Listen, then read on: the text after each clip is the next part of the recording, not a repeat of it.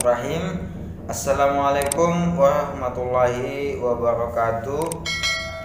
Bapak Ibu dan teman-teman semua yang dimuliakan Allah Subhanahu wa taala, kembali lagi bersama saya Zulfan Arif, marketing properti syariah. Dan di channel Zulfan Properti Syariah ini saya akan membagikan perbedaan pembayaran properti syariah dengan properti konvensional. Yang mana Bapak Ibu, kalau Bapak Ibu itu membeli rumah di properti syariah misalnya, maka Bapak Ibu itu akan membayar, pertama itu akan ada perjanjian. Misalnya kalau Bapak Ibu itu atau teman-teman ingin menyicil atau cash, itu yang pertama. Dan jika Bapak cash, maka itu akadnya jual beli, dan sesuai dengan janji cashnya segini maka segitu pembayarannya, tidak dilebih-lebihkan. Dan jika lau cicil juga seperti itu. Misalnya Bapak Ibu membeli rumah di A dengan harga 400 juta. Tapi pihak developer mengatakan kalau Bapak Ibu atau teman-teman nyicil tak jadi 500 juta, kan untung developer nyicil itu 100 juta. Jadi ini sebelum terlaksana ini disepakati dulu antara pembeli dengan developer. Jadi nanti Bapak Ibu pembayaran ini sampai misalnya 5 juta per bulan, itu sampai 500 juta itu tidak ada perubahan Bapak Ibu.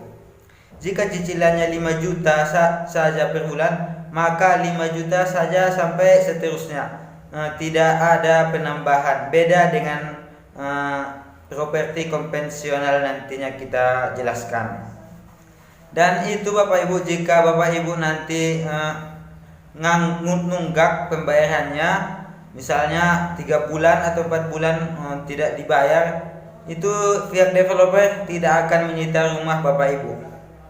Developer akan memberi solusi yang terbaik, karena kami ini syariah, jadi kami tidak menyita rumah, tidak mengusir Bapak Ibu dari perumahan tersebut. Jadi jika Bapak Ibu nantinya nunggak, itu pembayarannya tetap 5 juta, tidak ada denda-denda, tetap 5 juta sampai akhir. Dan karena ini masalah Covid ya, jadi ekonomi ada yang naik turun tidak tentu. Jadi saya sarankan kepada Bapak Ibu agar membeli perumahan di properti syariah, karena tidak akan diusir. Kalau nanti Bapak Ibu membeli rumah di properti konvensional, itu nanti akan diusir kalau nunggak, karena kita tahu zaman ini ekonomi tidak beraturan, naik turun. Itu nanti kita bahas, ini masalah properti syariah dulu. Jadi Bapak Ibu nanti nunggak 3 bulan sampai 5 bulan, itu tidak akan diusir oleh pihak developer. Nantinya akan diskusi bersama-sama mana jalan yang terbaik. Biasanya itu pihak developer akan menyarankan Bapak Ibu menjual kembali rumah yang ditempati Bapak Ibu.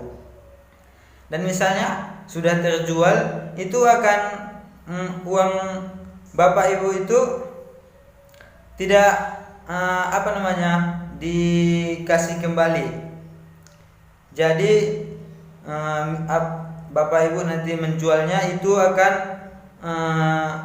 dibagi hasil bersama dengan developer. Jadi tidak ada yang diuntungkan, maksudnya tidak ada yang dirugikan dan sama-sama menguntungkan, karena ini perumahan syariah. Itu bedanya Bapak Ibu. Nah, kalau perumahan properti yang konvensional, pertama-tama Bapak Ibu itu akan ditanya berapa penghasilannya. Nah, kalau gede, mereka akan membolehkan Bapak mengambil rumahnya. Kalau enggak, mereka akan tidak suka. Jadi mengabaikan saja seperti itu. Jadi Bapak Ibu nanti Bapak Ibu akan diminta berkas-berkas nantinya kalau properti konvensional. Jadi pihak developer akan mengajukan berkas-berkas Bapak Ibu itu ke bank. Jadi nantinya pihak developer sudah serah terima unit rumahnya. Jadi Bapak Ibu itu nyicilnya ke bank, bukan ke developer lagi. Itu bedanya. Dan bank ini akan memberikan bunga kepada Bapak Ibu dengan cicilan yang sangat murah, tapi manis di awal, pahit di akhir, Bapak Ibu. Jadi awal-awalnya sangat murah cicilannya, tapi nantinya karena ada bunga, itulah yang dinamakan dengan riba. Jadi hati-hati Bapak Ibu. Dan nantinya jika Bapak Ibu tidak dapat melunasi atau nunggak, maka misalnya Bapak Ibu nunggak 1 bulan, maka itu akan dikenakan denda. Misalnya cicilannya 5 juta per bulan, maka nanti akan bisa naik 6 juta per bulan karena nunggak. Itu yang pertama. Yang kedua, Bapak Ibu itu akan diusir jika sudah nunggaknya sudah melampaui batas. Jadi Bapak Ibu misalnya beli rumah itu 500 juta dengan cicilan menjadi 600 juta. Bapak Ibu sudah menyicil sebanyak 400 juta dan nunggak sekitar berapa bulan, itu nanti uang Bapak tidak bisa dikembalikan. Dan karena nunggaknya sudah melampaui batas, maka mereka akan mengusir Bapak Ibu dari rumah atau rumah yang ada di perumahan yang Bapak Ibu tempati. Jadi itu yang membedakan cicilan antara perumahan syariah dengan perumahan konvensional.